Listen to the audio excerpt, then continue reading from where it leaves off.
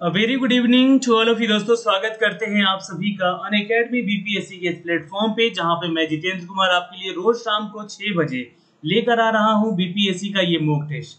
लेकिन एक good news है यहाँ पे दोस्तों आपके लिए। ये गुड न्यूज ये है कि 65th बीपीएससी मेंस का एग्जामिनेशन डेट आ चुका है, एग्जामिनेशन डेट अनाउंस हो चुका है।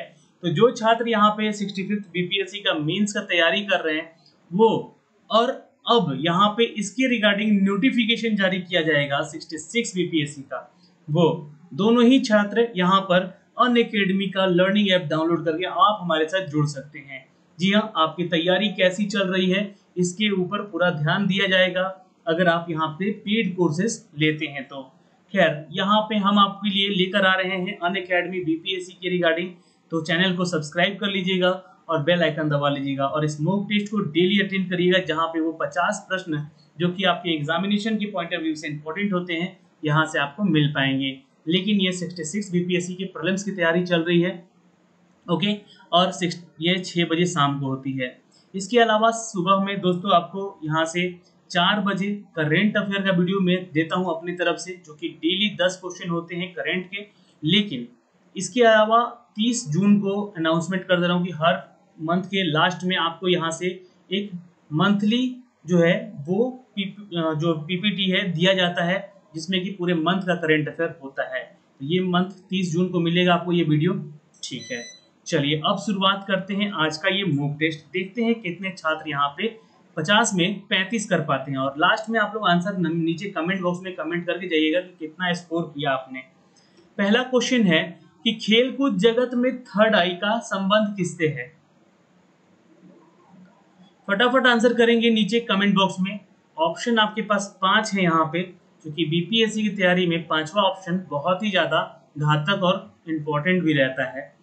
खेल कूद जगत में थर्ड आई यानी कि तीसरा अंपायर होता है वो, ये है क्रिकेट में। नोट कर सकते हैं, आंसर बी हो जाएगा दोस्तों अगर क्रिकेट की बात करें तो बीसीसीआई का अभी अध्यक्ष कौन है? बिल्कुल, अगर बात करेंगे बीसीसीआई अध्यक्ष की तो ये हमारे पूर्व कप्तान हैं सौरव गांगुली। याद रख सकते हैं कौन है? सौरव गांगुली। नोट कर लीजिएगा, ये इंपॉर्टेंट है दोस्तों, यहाँ से क्वेश्चन बन सकता है, करंट का है तो बनेगा ही। आइए क्वेश्चन नंबर 2 पे चलते हैं। आदि मानव ने सबसे पहले क्या सीखा था? बिल्कुल, इन्होंने क्या सीखा था? तो आग जलाना। जी हाँ, आदि मानव ने आग जलाना सीखा था, और आज जो दुनिया में लोग हैं एक दूसरे से जलते हैं। कितनी विचित्र बात है। खैर, इससे हमें कोई मतलब नहीं है। यहाँ पे क्वेश्चन यहाँ पे ये है कि इन लोगों ने, आदि मानव ने 2 पत्थरों का घिसरण यानी कि घर्षण किया, तो इन्होंने क्या देखा कि आग निकलता है, चिंगारी निकलता है, जिससे कि इन्होंने आग जलाने की विधि सीखी और उससे धीरे धीरे डेवलप होते गए। और अब जाके हम लोग ऐसा है कि आग के जरिए हम लोग खाना पका सकते हैं, आग के जरिए हम लोग घर में लाइट रोशनी कर सकते हैं, बहुत तरह तरह की चीजें हैं जो कि हम लोग डेवलप हो चुके हैं। चलिए क्वेश्चन नंबर 3 पे आते हैं दोस्तों। मेगास्थनीज किसके शासनकाल में भारत आया था? तो यहाँ पे आंसर करेंगे दोस्तों, जी हाँ, चंद्रगुप्त मौर्य के शासनकाल में ये भारत आया था। जी हाँ, मेगास्थनीज किसके शासनकाल में भारत आया था? तो आंसर करेंगे यहाँ पे इट्स बी। जी हाँ, और इसका शासनकाल दोस्तों याद रखिएगा, मेगास्थनीज का जो था वो 304 से 299 ईस्वी पूर्व तक का था।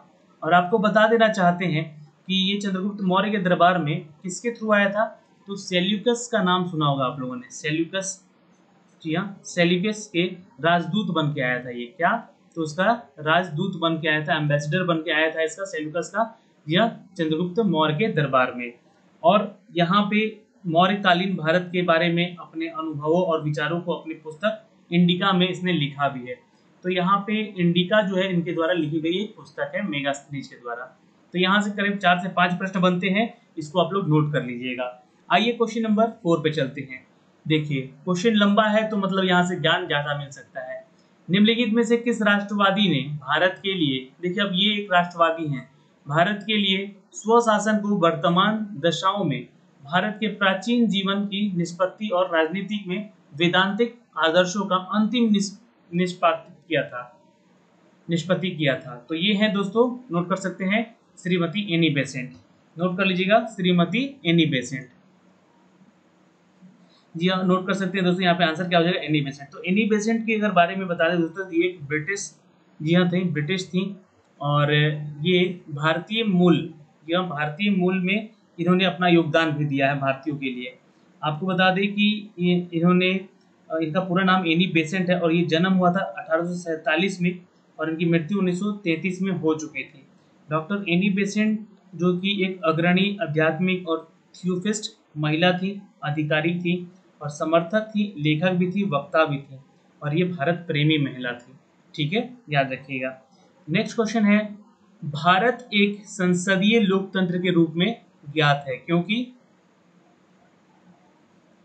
बिल्कुल याद रखिएगा, इट्स अ सी, कार्यपालिका संसद के प्रति उत्तरदायी होता है, इसलिए नोट कर सकते हैं दोस्तों, भारत एक संसदीय लोकतंत्र के रूप में ज्ञात है क्योंकि यहाँ पे कार्यपालिका जो है संसद के प्रति उत्तरदायी होता है। क्वेश्चन नंबर 6 पे चलते हैं, भारत में नीति आयोग की स्थापना कब की गई थी?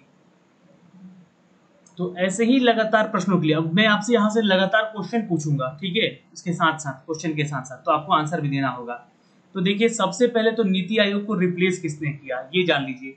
ये योजना आयोग था दोस्तों, योजना आयोग को किसने, तो नीति आयोग ने रिप्लेस किया। मैंने क्या बोला, नीति आयोग ने किसको रिप्लेस किया, तो योजना आयोग को रिप्लेस किया। योजना आयोग कब बनाया गया था, तो 15 मार्च, जी हाँ, 1950 को ये बनाया गया था। ठीक है, मंत्रिमंडल के द्वारा इसको पारित किया गया और इसको प्रस्ताव में लाया गया। दोस्तों, योजना आयोग का अध्यक्ष प्रधानमंत्री होता था, आज भी होता रहा है। ठीक है, लेकिन इसको 13 अगस्त 2014 को क्या किया गया, तो हटा दिया गया। ठीक है, अब इसकी जगह पे आया नीति आयोग। कब आया दोस्तों, तो ये आया, जी हाँ, 2015 में। नोट कर सकते हैं, 1 जनवरी 2015 से इसको पारित किया गया। और इसके भी जो सर्वे सर्वा होते हैं वो कौन होते हैं, तो देश के प्रधानमंत्री होते हैं। ठीक है, तो ये सारी चीजें याद रखेंगे आप लोग, यहाँ से इतने सारे सवाल पूछे जा सकते हैं। क्वेश्चन नंबर नेक्स्ट, कौन सा भारत के आर्थिक आयोजन का उद्देश्य नहीं है, तो नहीं बोला गया है, याद रखिएगा, जनसंख्या वृद्धि। ये आर्थिक आयोजन यानी कि आर्थिक विकास में भी कोई इसका मदद नहीं होता है। जनसंख्या वृद्धि होगी तो ज्यादा से ज्यादा बेरोजगारी बढ़ सकती है, लोगों के पास नौकरियां कम होंगी। ठीक है, तो यहाँ पे आंसर क्या कर देंगे, जनसंख्या वृद्धि एक कारक है। नेक्स्ट, भारतीय रिजर्व बैंक किस राज्य का सरकार है, यहाँ दोस्तों नोट कर लेना, किस राज्य सरकार का कारोबार का निष्पादन नहीं करती है। तो देखिए, आरबीआई से सवाल है तो सबसे पहले तो आरबीआई के बारे में आपको पता होना चाहिए। आरबीआई का मुख्यालय कहाँ है दोस्तों, तो मुंबई में है, यानी कि हेडक्वार्टर। और इसके जो गवर्नर है वो कौन है, तो ये आप नोट कर सकते हैं, शक्तिकांत दास है। ठीक है, ये आप नोट कर सकते हैं। दोस्तों, यहाँ पे एक चीज और मैं पूछूंगा कि आरबीआई का स्थापना तो सन 1935 में किया गया, कौन से एक्ट के जरिए, तो एक्ट 1934 के तहत। ये आपको 4 चीज यहाँ से नोट याद रखने होंगे। इसका जो पहला मुख्यालय था वो कहाँ था, सबसे पहला तो कलकत्ता में था। तो ये भी क्वेश्चन पूछा गया है, इसलिए यहाँ से बनेगा। अब यहाँ बताइए कि कौन सा राज्य को निष्पादन नहीं करता था, तो अब नहीं करता था, अब यहाँ पे था होगा, क्योंकि अब यहाँ से 370 धारा हटा दिया गया है। आंसर यहाँ पे बी कीजिएगा वैसे, जी हाँ, 370 धारा यहाँ से हटा दिया गया। और ये 370 धारा जो हटा है, इसके चलते जम्मू कश्मीर जो है वो एक केंद्र शासित प्रदेश बन गया है। ठीक है, याद रखिएगा, केंद्र शासित प्रदेश। अब यहाँ से सवाल बनता है कि केंद्र शासित प्रदेश का राजधानी क्या वही है या बदला गया है, तो वही है श्रीनगर, याद रखिएगा। और इसके साथ साथ एक और राज्य बना है, लद्दाख, याद रखिएगा। ठीक है, लद्दाख बना है, तो इसकी भी राजधानी कहाँ है दोस्तों, तो लेह। ठीक है, याद रखिएगा। बहुत जगह आपको करगिल देखने को मिलेगा, लेकिन अभी फिलहाल लेह इसकी राजधानी रखी गई है। अब इतना सारा सवाल यहाँ से बनता है, तो एक सवाल मैं आपसे पूछूंगा कि भारत में कितने केंद्र शासित प्रदेश अब रह चुके हैं। ठीक है, आंसर नीचे कमेंट बॉक्स में आप लोग कीजिएगा। ठीक है, मैं इसका वेट करूंगा। लोकसभा का 5 वर्ष का सामान्य कार्यकाल समाप्त होने से पहले इसे कौन भंग कर सकता है। देखिए, ये क्वेश्चन आ चुका है एग्जाम में। ठीक है, और ये आपको बताना होगा। जी हाँ, यहाँ पे इसका उत्तर बीपीएससी के एग्जाम में पूछा गया है। ये सवाल आपको मैं बता दूं, लोकसभा का 5 वर्ष का समान कार्यकाल समाप्त होने से पहले इसे कौन भंग कर सकता है। तो आंसर करेंगे दोस्तों, इट्स अ सी, या राष्ट्रपति प्रधानमंत्री के सिफारिश पर करेगा। किसके सिफारिश पे, तो पीएम यानी कि हमारे देश के जो प्रधानमंत्री होंगे उसकी सिफारिश पे, लेकिन करेगा कौन? तो राष्ट्रपति करेगा ये काम, ठीक है। और ये क्वेश्चन पूछ रहा हूं मैं आपसे, अब यहाँ पे इसका भी कमेंट कीजिएगा कि ये जो प्रावधान है, ये जो प्रावधान है, ये हमें किस देश के मिला है, मतलब किस देश से हमने इसको अर्जित किया है, ठीक है। आंसर कमेंट बॉक्स में कमेंट कीजिएगा। क्वेश्चन नंबर 10 पे चलते हैं दोस्तों। यहाँ पे 73वां संविधान संशोधन के बाद वह पहला राज्य कौन सा था जिसे पंचायती राज संस्थाओं से सीधे चुनाव कराए गए? तो आपको बता दें कि जो हमारा 73rd अमेंडमेंट था, है ना, अमेंडमेंट था जो, ठीक है, अमेंडमेंट था जो, ठीक है दोस्तों, ये हमारे नया भाग में, जी हाँ, 9 में सम्मिलित किया गया, ठीक है। कौन से भाग में? भाग 9 में इसको शामिल किया गया है, ये याद रखेंगे। और उल्लेखित है कि यहाँ पे, जी हाँ, पंचायत नाम से आर्टिकल 273 और 243 सॉरी 243 से 243 ओ तक में वर्णित किया गया है पंचायत को, ठीक है दोस्तों। लेकिन यहाँ पे क्वेश्चन कुछ और कह रहा है कि कौन सा पहला राज्य है जिसमें कि पंचायती राज का संस्थाओं का सीधे चुनाव करवाया? तो वो है मध्य प्रदेश। नोट कर लीजिएगा, सीधा चुनाव मध्य प्रदेश में हुआ था। अब मध्य प्रदेश से सवाल जुड़ा है तो यहाँ पे बताइएगा कि इसका मुख्यमंत्री कौन है? तो ये याद रखिएगा, शिवराज सिंह चौहान है, याद रखिएगा। और यहाँ का जो कैपिटल सिटी है वो कौन है? तो वो भोपाल है, याद रखिएगा ना, ये क्वेश्चन आ सकता है एग्जाम में। लेकिन मेरा सवाल आपसे यहाँ पे है कि गवर्नर का नाम आप लोग नीचे कमेंट बॉक्स में कमेंट कीजिएगा, ठीक है। चलिए अगले क्वेश्चन पे मैं चलता हूँ। भारतीय संविधान के निर्माताओं के मन तथा आदर्शों की झलक मिलती है। बिल्कुल याद रखेंगे दोस्तों, इट्स ए प्रस्तावना में, संविधान के प्रस्तावना में। नोट कर सकते हैं दोस्तों यहाँ पे, जी हाँ, प्रस्तावना जो है वो, प्रस्तावना को संविधान का कुंजी भी कहा गया है। और किसने कहा था ये? जी हाँ, किसने कहा था ये आप बता सकते हैं। केशव चंद्र भारती थे, जिसने सर्वोच्च न्यायालय में मूल ढांचा सिद्धांत को देखते हुए प्रस्तावना को संविधान का मूल ढांचा कह डाला था। जी हाँ, आपको बता दें कि सन 1973 की बात है, उस समय प्रस्तावना संविधान का अंग हुआ करता था और इसलिए विधायिका जो कि संसद होती है उसमें संशोधन कर सकती थी। और केशवानंद भारती ने भारत के लिए यहाँ पे सर्वोच्च न्यायालय में मूल ढांचा इसको कहा था, प्रस्तावना, संविधान की प्रस्तावना को, ठीक है। इतना काफी है, याद रखिएगा। चलिए क्वेश्चन नंबर 12, जैतून की शाखा प्रतीक है। चलिए आंसर करेंगे यहाँ पे दोस्तों, जैतून की शाखा किसके लिए प्रतीक है? आप आंसर करेंगे नीचे कमेंट बॉक्स में। जी हाँ, ये शांति का प्रतीक है, ठीक है, याद रखिएगा, शांति का प्रतीक है। अच्छा, कमल का फूल किसका प्रतीक होता है? ठीक है, आंसर यहाँ पे ए हो जाएगा दोस्तों, नोट कर लीजिएगा, कमल का फूल। अब यहाँ पे आप लोग कमेंट मत कर दीजिएगा कि बीजेपी पार्टी का वो प्रतीक होता है, नहीं नहीं, वो नहीं होता है, ठीक है, वो होता है लेकिन वो यहाँ पे एक सवाल नहीं है। तो कमल का फूल तो सांस्कृतिक और सभ्यता का प्रतीक होता है, लिख लीजिएगा। कमल का जो फूल होता है वो संस्कृति और सभ्यता का प्रतीक होता है, याद रखेंगे, ये क्वेश्चन पूछ सकता है एग्जाम में भी।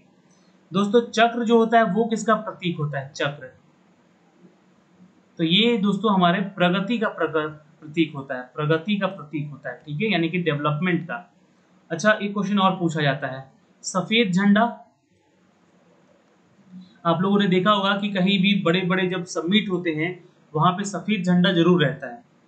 सफेद झंडा यानी कि जो फ्लैग ऑफ व्हाइट रहता है वो संधि या समर्पण का चिन्ह होता है। क्या होता है?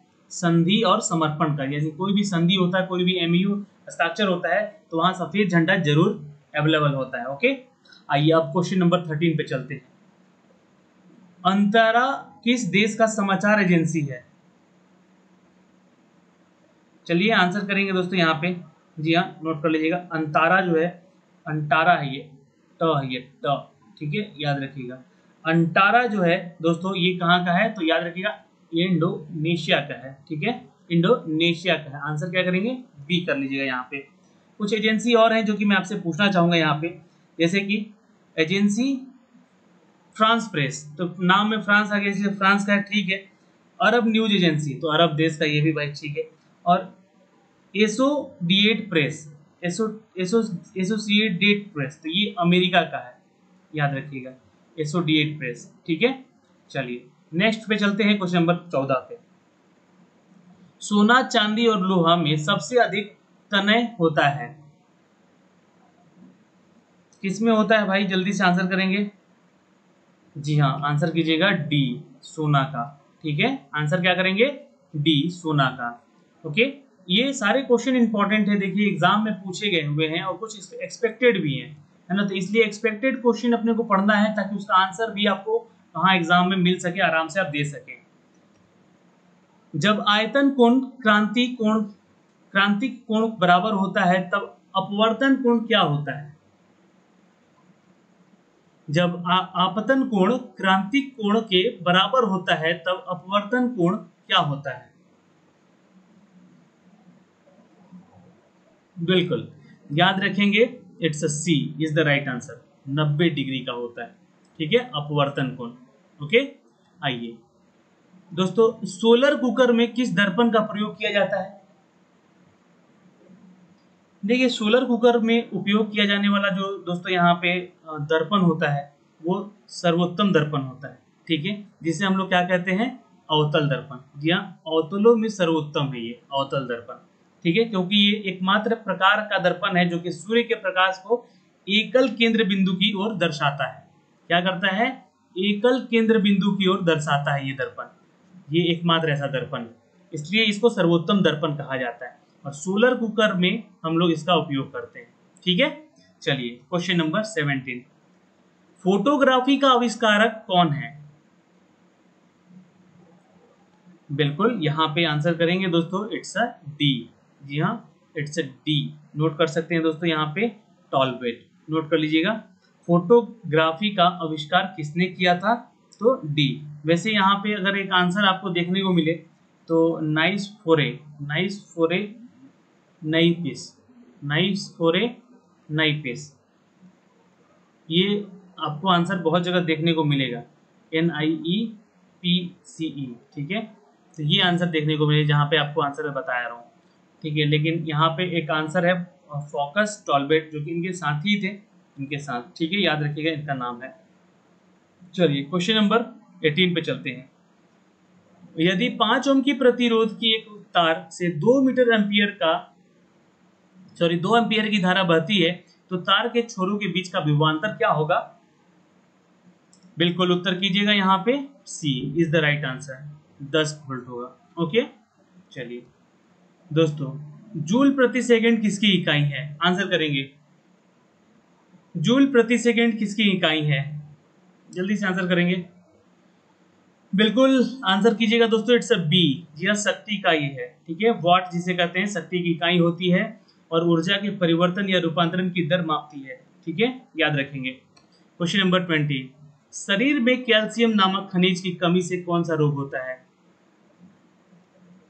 बिल्कुल, यहाँ पे आंसर करेंगे, ये अस्थि तथा दंत विकार, यानी कि दांतों में कुछ प्रॉब्लम होता है तो कैल्शियम की आप गोली खाते हैं ना, तो इसका कमी पूरा करता है कैल्शियम। ठीक है, दंत विकार में और अस्थियों में। चलिए क्वेश्चन नंबर 21, कैल्सीफेरोल किस विटामिन का रासायनिक नाम है? कैल्सीफेरोल किस विटामिन का नाम है? आंसर करेंगे दोस्तों यहाँ पे, जी हाँ, विटामिन डी का। ठीक है, याद रखिएगा, विटामिन डी।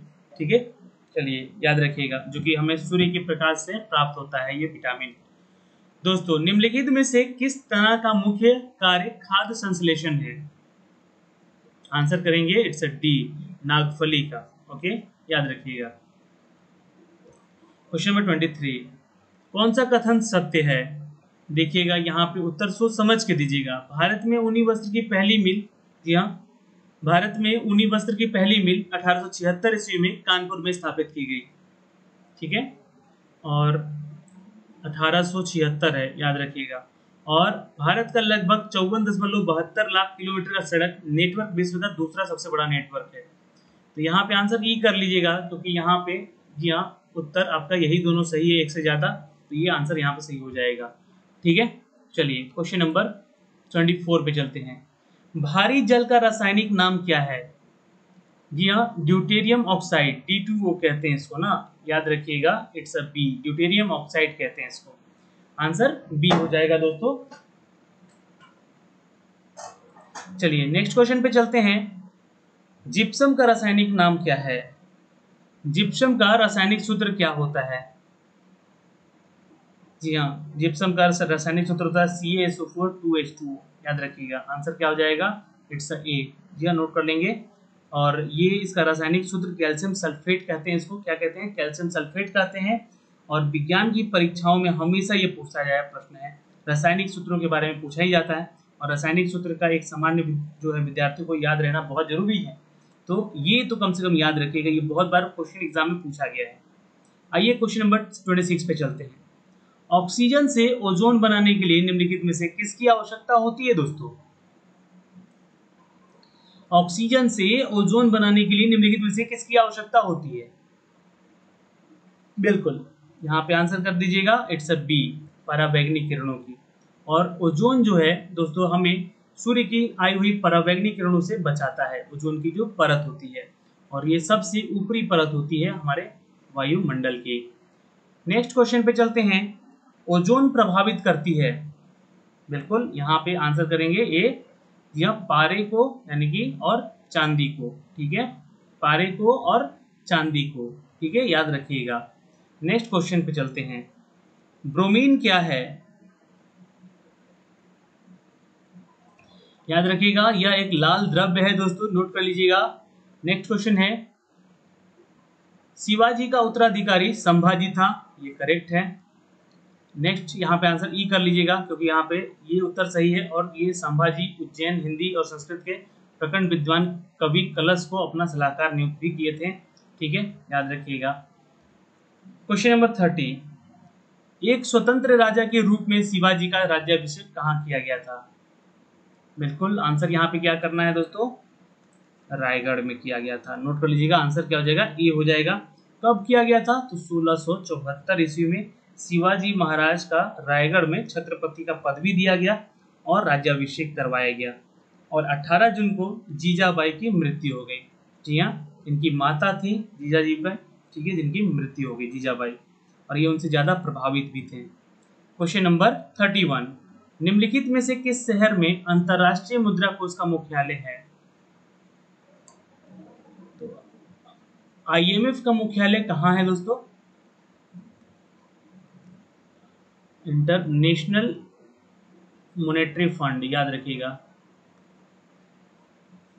ठीक है दोस्तों, ये इसका फुल फॉर्म होता है। तो इसका मुख्यालय है दोस्तों, याद रखिएगा, जी हाँ, it's A D, Washington DC। Note कर सकते हैं, यहाँ पे यह अपने सदस्य देशों को आर्थिक और तकनीकी सहायता प्रदान करता है, IMF, ठीक है, इसलिए इसको जाना जाता है। और ये इसका मुख्यालय वाशिंगटन DC USA में है। वाशिंगटन DC जो है USA की राजधानी भी है दोस्तों, ठीक है, अमेरिका की। यहाँ के प्रेसिडेंट कौन है अभी? जी हाँ, डोनाल्ड ट्रंप, याद रख सकते हैं। चलिए क्वेश्चन नंबर 32,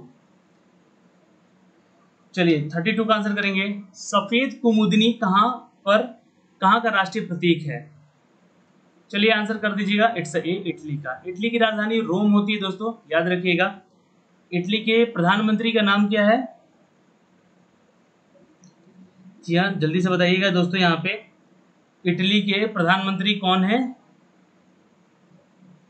जिस्पे कॉन्टे, नोट कर लीजिएगा, जिस्पे कॉन्टे। और इटली का प्रेसिडेंट कौन है? इटली का राष्ट्रपति कौन है? नीचे कमेंट कीजिए आप लोग। यहाँ सर्जियो मट्रेल, नोट कर सकते हैं, सर्जियो मट्रेला, नोट कर लीजिएगा, क्योंकि यहाँ पे चेंज हो चुके हैं। नेक्स्ट, कवि हरिसेन किस राजा के दरबार में आया था? चलिए आंसर कीजिएगा, it's B, Samudragupta is the right answer. जी हाँ, कवि हरिसेन राजा समुद्रगुप्त के दरबार में आया था। नेक्स्ट क्वेश्चन पे चलते हैं। नवरत्नों का संबंध किससे है? आंसर कीजिएगा दोस्तों, यहाँ पे नवरत्न का संबंध किससे है? बिल्कुल, इट्स सी, चंद्रगुप्त द्वितीय से संबंधित है दोस्तों, याद रखिएगा।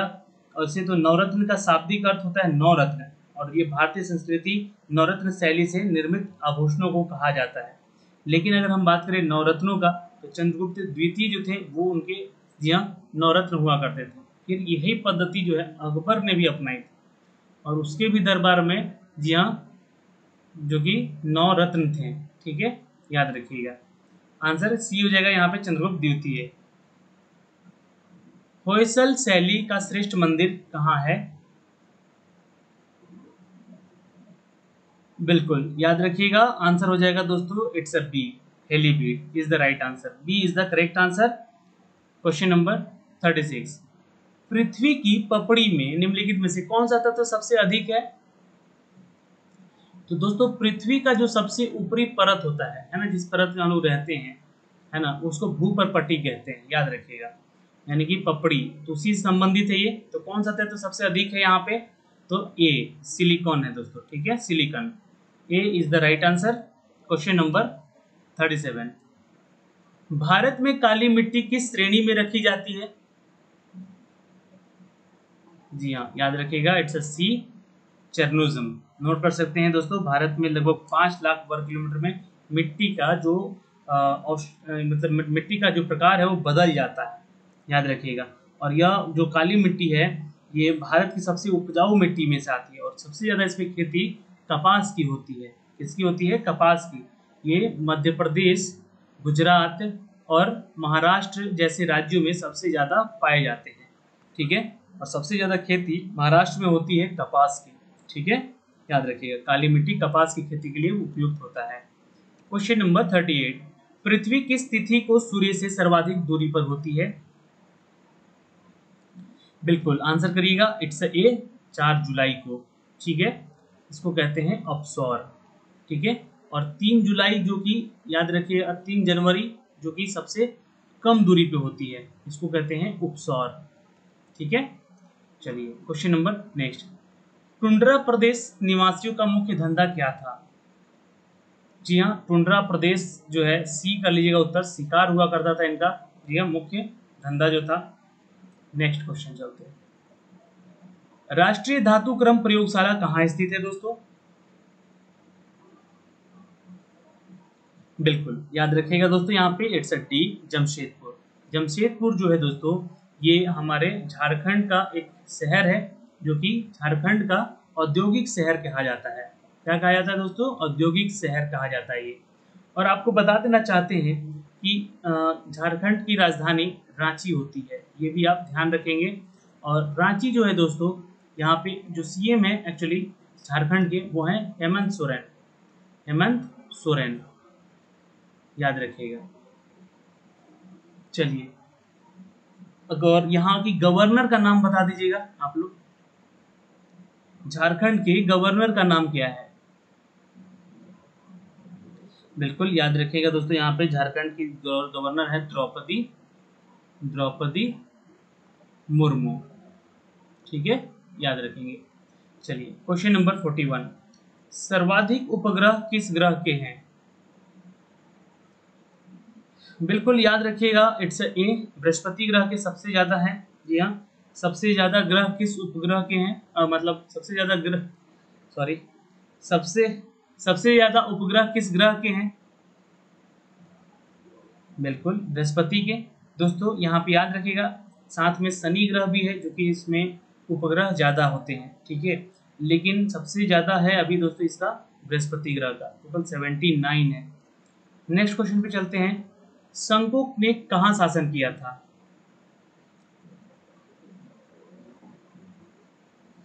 बिल्कुल याद रखिएगा दोस्तों, इट्स अ बी, सौराष्ट्र में। सौराष्ट्र जो है कहाँ का है दोस्तों? सौराष्ट्र कहाँ स्थित है? बिल्कुल याद रखिएगा, ये गुजरात के क्षेत्र होते हैं, सौराष्ट्र कहते हैं इसको, ठीक है। और इसको अलग करने की मांग भी बहुत सालों से चल रही है, ठीक। क्वेश्चन नंबर 43, सौर ऊर्जा का उपयोग किस प्रकार के कार्य में किए जाते हैं? आंसर करेंगे दोस्तों, इट्स ई, जी हाँ, यानी कि उपयुक्त में से एक से अधिक आंसर होगा। सौर के ऊपर से खाद्य पदार्थों का पकाने में होता ही है। सौर जल उष्मक से जल गर्म कर सकते हैं, बिल्कुल कर सकते हैं। सौर शक्ति संयंत्र विद्युत ऊर्जा को उत्पादन करने में भी होता है, गलत है ये। अनाज की पिसाई में भी कर सकते हैं, डी उत्तर है, यानी कि एक से अधिक उत्तर सही है यहाँ पे, ई कर लीजिएगा। मराठों का कार्यकाल चौथा क्या कहलाया था? उसमें चौथा एक वर्ड का यूज किया गया था। मराठों के कार्यकाल में चौथा का क्या तात्पर्य है? बिल्कुल याद रखिएगा, यह एक तरह का टैक्स हुआ करता था दोस्तों, कर जिसे कहते हैं, शुल्क, है ना, क्योंकि अक्सर हिंदू या मुस्लिम शासकों द्वारा मराठों को खुश करने के लिए दिया जाता था। ठीक है। क्वेश्चन नंबर 45, वेलिजेली के शासन में दौरान घटित महत्वपूर्ण घटना को चिन्हित कीजिए। बिल्कुल यहाँ पे आंसर कर लीजिएगा बी, टीपू सुल्तान की हार और उसकी मृत्यु। ये सबसे बड़ा जी हाँ घटना था। टीपू सुल्तान मैसूर का राजा हुआ करता था। ठीक है, मैसूर जो कि कर्नाटका में है, याद रखिएगा। जी हाँ, मैसूर कहाँ पे है तो पूछ सकता है क्वेश्चन। ठीक है, चलिए नेक्स्ट क्वेश्चन पे चलते हैं 46 पे। निम्नलिखित में से कौन सी घटना थी जिसने कि नए वर्ग को अंग्रेजों के खिलाफ कर दिया और जबकि प्रारंभ में वे उनके प्रति विश्वसनीय थे। बिल्कुल आंसर करेंगे दोस्तों, इट्स ई। जी हाँ, वे अंग्रेजों के द्वारा दबाए गए थे और वे नई व्यवस्था से असंतुष्ट थे। यानी कि एक से उत्तर सही है, ज्यादा दो है, E is the right answer. आपको ऐसे किसी ईमेल प्राप्त होता है जिसे आप नहीं जानते हैं, उसको क्या करना चाहिए। देखिए कंप्यूटर से क्वेश्चन है और ये थोड़ा सा आपको बता देना चाहते हैं कि अभी तत्काल में इससे अपडेट भी आ रहे हैं चाइना से। जी हाँ, साइबर अपडेट, साइबर अटैक, जी हाँ साइबर अटैक जैसे काम हो रहे हैं, जो कि आपके ईमेल आईडीज पे या फिर आपके मोबाइल एप्लीकेशन पे कुछ ऐसे ईमेल भेजे जाएंगे जिसको आपको खोलते ही वो स्पैम रहता है। ठीक है, वो आपके मोबाइल में या आपके कंप्यूटर में वायरस भेज देगा और आपके सारा डेटा कलेक्ट कर लेगा। तो इन सभी अटैक से बचना है। चाइना जो कर रहा है, ऑस्ट्रेलिया पे भी ये आजमाया गया है। ठीक है, इसका पुष्टि किया गया है। तो यहाँ पे आंसर कीजिएगा बी, उसे बिना खुले डिलीट कर देना चाहिए। ठीक है, क्या करना चाहिए, बिना खुले डिलीट करना चाहिए, जिससे आप नहीं जानते उस ईमेल आईडी को। तो 48 का आंसर करेंगे, 1 मेगाबाइट लगभग कितने समान होता है। चलिए 1 MB बराबर कितने होते हैं दोस्तों, यहाँ पे आंसर करेगा सी, यानी कि 1 मिलियन बाइट होता है दोस्तों। ठीक है, चलिए मदरबोर्ड के कंपोनेंट्स के बीच इंफॉर्मेशन किसके माध्यम से ट्रेवल करता है। आंसर कीजिएगा दोस्तों, इट्स अ डी, या बसेस के थ्रू। ठीक है, किसके थ्रू, बसेस के थ्रू। ये बसेस जो है नेटवर्क का काम करती हैं और ये एज ए नेटवर्क आपके जितने भी डेटा इन्फॉर्मेशन है वो क्या करती है, तो पैकेजेस के रूप में, जी हाँ पैकेजेस के रूप में ये इन्फॉर्मेशन एक जगह से दूसरी जगह स्थानांतरित करती है। ठीक है, याद रहेगा। चलिए क्वेश्चन नंबर 50, आपके कंप्यूटर में निम्नलिखित में से कौन सा मेमोरी दर्शाता है। तो मेमोरी वाला काम रैम का है यहाँ पे। ठीक है, याद रखिएगा, आंसर यहाँ पे ये हो जाएगा। तो दोस्तों आज के सिनारियो में हमने कुल 50 प्रश्न देखे। आपने यहाँ पे कितने उत्तर सही किए। अगर आपने 35 एबव किए हैं तो आपकी तैयारी अच्छी चल रही है, लेकिन अगर आपने 35 के एक नंबर भी नीचे रहा है, ठीक है, तो आपको बहुत तैयारी करने की जरूरत है, बहुत। क्योंकि ये मैं तो सिर्फ आपको वो क्वेश्चन करा रहा हूँ जो कि जीके और जीएस पेपर का होता है। ठीक है, लेकिन यहाँ से आपको कुछ मैथ्स भी मिलेंगे, कुछ रीजनिंग भी मिलेगी, और सबसे इंपॉर्टेंट चीज़ है करंट का, जो कि आपको सुबह में मैं दे रहा हूँ। वो वीडियो खासकर देखिए, डेली बेसिस का करंट अफेयर और मंथली बेसिस का करंट अफेयर। हर मंथ का आपको करंट अफेयर आपको हर मंथ के एंड में आपको दे दिया जा रहा है। तो बाकी पुराने जिसे होंगी करंट अफेयर का टॉपिक, वो मैं आपको शेयर भी कर दूंगा। तो आज के लिए दोस्तों इतना ही। इस वीडियो में हम हमारे साथ बने रहें, इसके लिए बहुत बहुत धन्यवाद। मिलते हैं कल सुबह के वीडियो में 4 बजे। जी हाँ, याद रखिएगा। बाय बाय, टेक केयर, ध्यान रखिएगा अपना और अपने परिवार का।